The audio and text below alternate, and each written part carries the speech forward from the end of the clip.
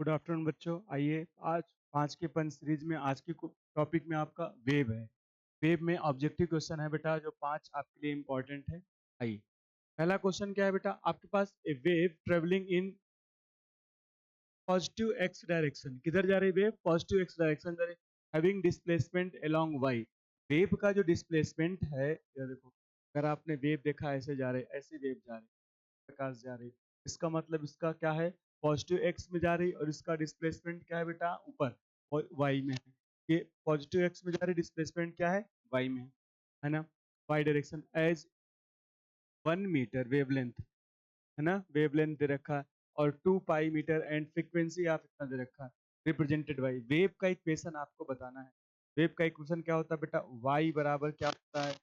ए sign, है ना, omega T plus minus के इंटू एक्स। ये जनरल इक्वेशन होता है। अब सुनो, अगर बेटा वेव क्या है, पॉजिटिव में जा रही है तो यहाँ क्या होता है? निगेटिव। अगर वेव निगेटिव में जा रही है तो यहाँ क्या होता है? पॉजिटिव। पॉजिटिव में जा रही है, इसका मतलब क्या हो जाएगा? वाई बराबर ए साइन, है ना, ओमेगा टी माइनस के इंटू एक्स, ये होता है। अब सुनो भाई, आपके पास क्या दे रखा है? Positive, having displacement along Y, displacement Y है। और सुनो भाई, है ना, वाई डायरेक्शन एज 1 मीटर, इसका मतलब एम्पलीट्यूड कितना है? एम्पलीट्यूड कितना? 1 मीटर। आप देखो ए बराबर कितना है? 1 मीटर। और क्या दे रखा है? वेवलेंथ कितना दे रखा है? 2 पाई। लैम्डा बराबर कितना है? 2। लैम्डा बराबर दे रखा है बेटा 2 पाई। अगर आप लैम्डा की बात करेंगे तो लैम्डा बराबर,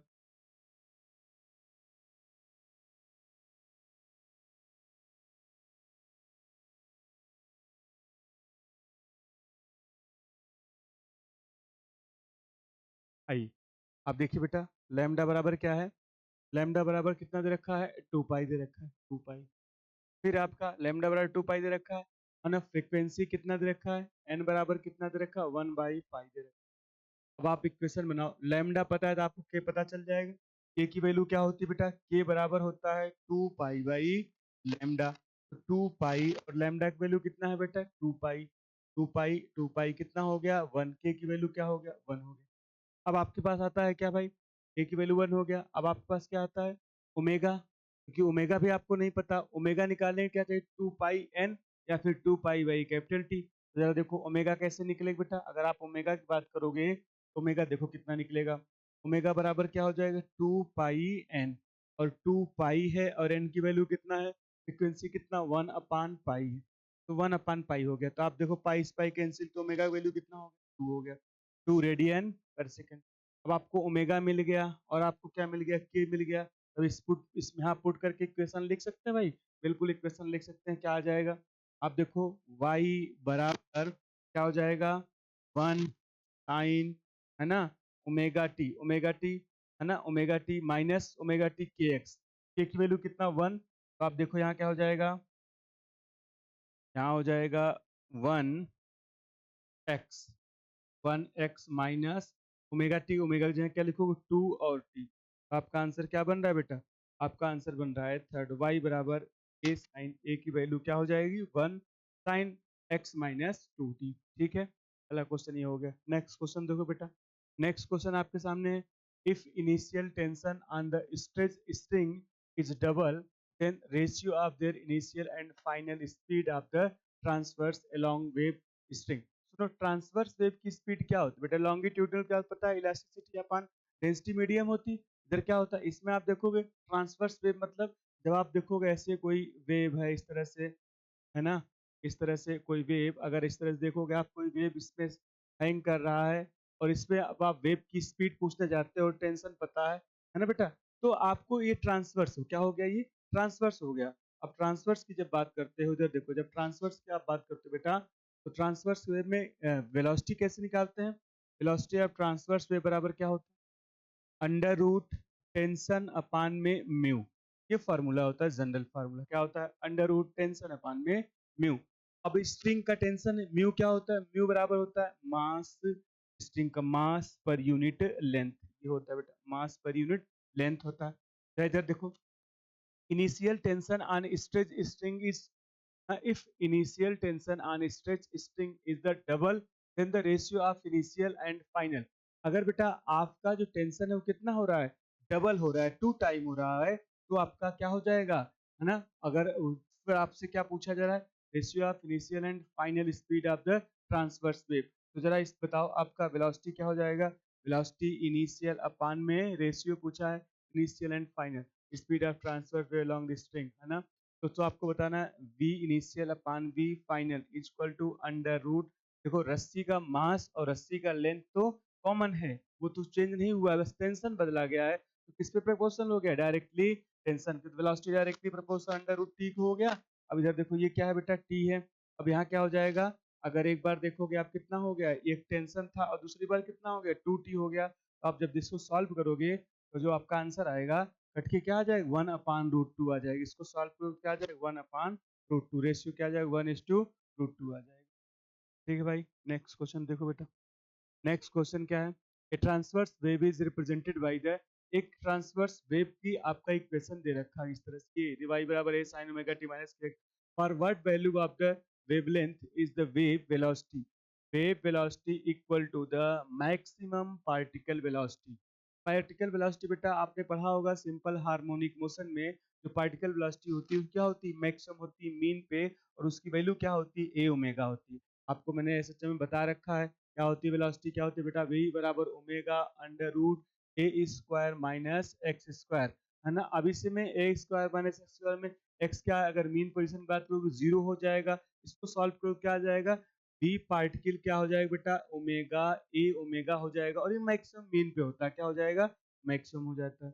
अब ए ओमेगा, और आपसे क्वेश्चन में क्या कहा जा रहा है, for what value of the wavelength is the wave velocity equal to the maximum particle velocity। Wave velocity क्या होती है, वेव वेलोसिटी बराबर क्या होती है बेटा, वेलोसिटी की जो वेव होती है ओमेगा बाई के होती है, क्या होती है, ओमेगा बाई की। अब देखो ओमेगा बाई के होती है, तो ओमेगा क्या है भाई, आपका ओमेगा यहाँ है और यहाँ के है। अच्छा सुनो, ये क्या है, ए ओमेगा है, इधर देखो आपका ये वेलोसिटी अगर दोनों बराबर हो जाए, मतलब ए ओमेगा इधर है और यहाँ क्या है बेटा, ओमेगा बाई के है, तो ओमेगा से ओमेगा कैंसिल हो गया, तो आपके पास क्या मिला, आपके पास जो मिला वो ए बराबर क्या है, 1/में के है। अब ए को रहने दो, के बराबर क्या होता है 1, और के की वैल्यू क्या होता है 2 पाई बाई लैम्डा होता है, तो यहाँ क्या हो जाएगा 2 पाई बाई लैम्डा। और आपसे क्या यही वेवलेंथ पूछा है, तो लैम्डा बराबर क्या हो जाएगा 2 पाई ए, इसी वेवलेंथ को पूछा है बेटा, तो आपका आंसर क्या हो जाएगा भाई, इसका आंसर हो जाएगा बेटा थर्ड हो जाएगा 2 पाई ए। इतना होता है बेटा main position maximum velocity. Next question देखो भाई, नेक्स्ट क्वेश्चन आपके पास क्या दे रखा है, two two periodic wave of intensity I1 and I2 pass through region at the same time in the same direction, same time और सेम डायरेक्शन में जा रही, the sum of the maximum and minimum intensity is क्या होगा। सुनो बेटा, जो intensity होती है मैक्सिमम मिनिमम की इंटेंसिटी का रेशियो का, intensity I directly proportional A के स्क्वायर होती है। आपको एम्पलीट्यूड का निकालना आता है, एम्पलीट्यूड बेटा अगर आप निकालते हो एम्पलीट्यूड वेक्टर क्वांटिटी है, इंटेंसिटी देखो क्या हो जाएगा, जो आई मैक्सिमम निकल के आती है, आई मैक्सिमम क्या निकल के आती है बेटा, under root I1 plus under I2 का होल स्क्वायर, ये निकल के आती है ना आई मैक्सिमम। और इसी प्रकार से आई मिनिमम की क्या निकल के आती है, आई जो मिनिमम निकल के आती है वो क्या निकल के आती है बेटा, आई मिनिमम क्या निकल के आती है, under root I1 minus under root I2 का होल स्क्वायर। ये आता कहाँ से भाई, ये आता है बेटा, एम्पलीट्यूड क्या होता है, एम्पलीट्यूड का जो जनरल इक्वेशन होता है क्या होता है, A1 square plus A2 square plus 2A1 A2 cos five, ये जनरल इक्वेशन होता है जब कोई वेव सुपर इम्पोज होती है एक दूसरे पे। हाँ, वो जनरल इक्वेशन होता है एम्पलीट्यूड, अगर आप स्क्वायर करोगे क्या मिलेगा आपको, ए स्क्वायर बराबर A1 square plus A2 square plus 2A1 A2। अब आप देखोगे इंटेंसिटी और एम्पलीट्यूड का जो रिलेशन होता है, ये ए स्क्वायर जो है क्या हो जाएगा, आई हो जाएगा। नो भाई, तो अब आप देखो आई आपका क्या आ जाएगा बेटा, क्या आता है, अब इसका स्क्वायर करो जरा, आई मैक्स स्क्वायर क्या हो जाएगा, आपसे पूछा दोनों का सम बताना है, आई मैक्स का square I max plus I minimum, यही आपको बताना है बेटा। तो सुनो जरा, आई मैक्स की वैल्यू करो, स्क्वायर करोगे, ये स्क्वायर होगा क्या हो जाएगा, रूट I1 का स्क्वायर क्या हो जाएगा, I1 प्लस क्या हो जाएगा, I2 प्लस क्या हो जाएगा, a प्लस बी का होल स्क्वायर प्लस क्या हो जाएगा 2√I1 और √I2, ये ए प्लस आई मैक्सिमम का है। और आई मिनिमम की बात करो, अगर आई मिनिमम की बात करो क्या आ जाए, क्या देखो ये प्लस का साइन बेटा, आई मिनिमम क्या आएगा, I1 plus I2 minus 2√I1 और √I2, I1 I2। अब आप यहाँ से देखो बेटा, I1 I2 कैंसिल हो रहा है क्या, अब देखोगे ये वाला कैंसिल हो गया, आपके पास क्या बचा, I1 प्लस I2 2, तो क्या हो गया 2I1 प्लस I2, क्या आपका आंसर हो जाएगा मैक्सिमम और मिनिमम वाला, 2 time of I1 plus I2 हो जाएगा, क्योंकि एक I1 प्लस I2 हो जाएगा, I1 प्लस I2 दोनों मिला के कितना हो गया 2I1 प्लस I2, 2 टाइम हो जाएगा। आपका आंसर ऑप्शन क्या हो जाएगा बेटा, सेकंड ऑप्शन हो जाएगा। ठीक है भाई, नेक्स्ट क्वेश्चन देखो बेटा, नेक्स्ट क्वेश्चन में क्या है, an air column closed at one end, एक इंड पे क्लोज है और ओपन एट अदर इंड, दूसरे इंड पे ओपन है। ऑर्गन पाइप की बात कर रहा है, दो टाइप की होती है, एक होती है ओपन ऑर्गन पाइप, एक होती है ओपन ऑर्गन पाइप, और एक होती है क्लोज ऑर्गन पाइप। तो किसकी बात, ओपन ऑर्गन पाइप बेटा दोनों इंड पे फ्री होती है, दोनों इंड पे ओपन होती है। क्लोज ऑर्गन पाइप एक इंड पे ओपन होती है और दूसरे इंड पे क्लोज होती है। ये क्लोज ऑर्गन, तो किसकी बात कर रहा है, क्लोज ऑर्गन पाइप की बात कर रहा है। चलो, जब इसके सामने हम ट्यूनिंग फॉर्क इसके सामने रब कराते हैं, या फिर ट्यूनिंग फॉर्क को हम अगर फ्रीक्वेंसी देते हैं ट्यूनिंग फॉर्क से, इससे फ्रीक्वेंसी प्रोड्यूस कराएं, तो क्या होता है ना, when the smallest length of column is 50 centimetre, तो इसका जो वेव का फ्रीक्वेंसी इसके ट्यूनिंग फॉर्क की और इसके पाइप की फ्रीक्वेंसी जब मैच करती है बेटा, तो हमें वाइब्रेशन सुनाई देता है ना। तो वो आपको बताना है कि पहली बार जब हमें मिला तो 50 सेंटीमीटर मिला, the next larger length of column resonate with the same tuning for कितने अगला लेंथ क्या होगा वो आपसे पूछे।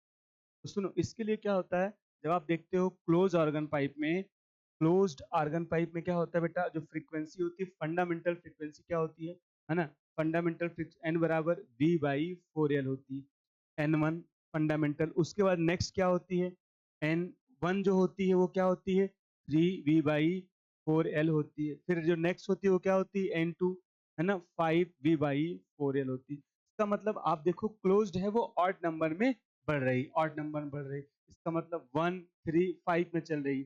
जो क्लोज पाइप होती है बेटा वो ऑड नंबर में, फंडामेंटल फ्रीक्वेंसी के ऑड नंबर में उसकी नेक्स्ट फ्रीक्वेंसी इंक्रीज होती है, और ओपन ऑर्गन पाइप में क्या होता है 1 2 3 4 5 में ही चलती है। तो आप इसमें देखो, पहला आपका 50 से मिलेगा, तो नेक्स्ट वाला कॉलम कहाँ मिलेगा भाई, 3 टाइम ज्यादा मिलेगा, मतलब 50 से 3 गुना कितना मिलेगा भाई, 50 से 3 कितना हो गया 150 हो गया। तो आंसर आपका बेटा ऑप्शन हो गया पहला, फर्स्ट।